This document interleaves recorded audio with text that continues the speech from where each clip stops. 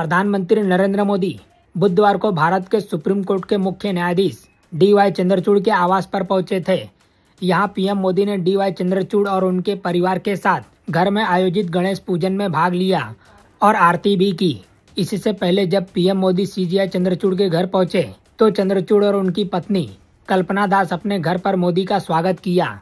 इस पूरे आयोजन का वीडियो भी सामने आया है। वीडियो में चंद्रचूड़ और उनकी पत्नी कल्पना दास अपने घर पर मोदी का स्वागत करते नजर आते हैं।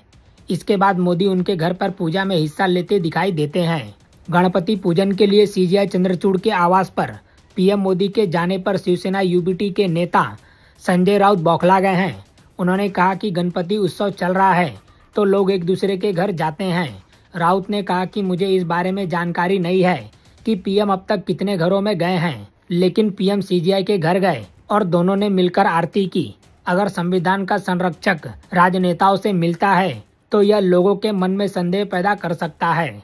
वहीं पीएम नरेंद्र मोदी के घोर विरोधी सुप्रीम कोर्ट के वकील प्रशांत भूषण भी ट्वीट करके कहते हैं कि यह चौंकाने वाला है कि सी.जी.आई. चंद्रचूड़ ने मोदी को एक निजी बैठक के लिए अपने आवास पर जाने की अनुमति दी। यह न्यायपालिका के लिए बहुत बुरा संकेत है।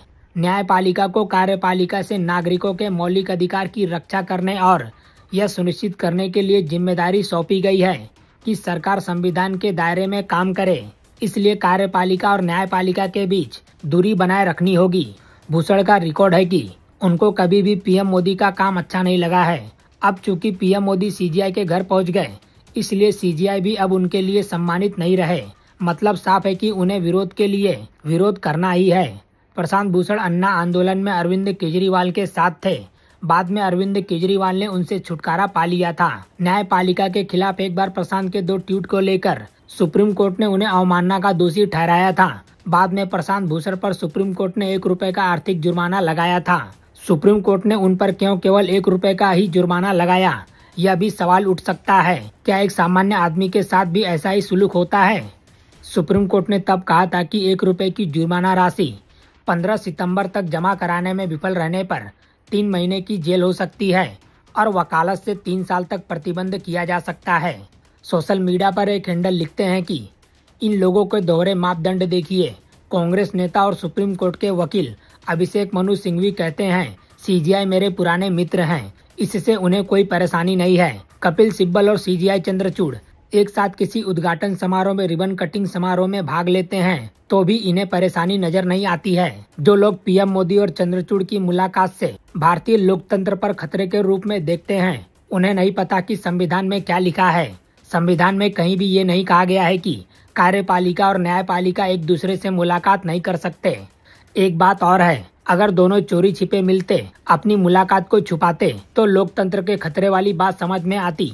पर यहाँ तो मोदी खुद ट्वीट करके जानकारी देते हैं, फोटो और वीडियो भी ट्वीट करते हैं। समझने वाली बात यह है कि दोनों अगर चाहते तो गोपनीय मुलाकात हो जाती और किसी को पता भी नहीं लगता।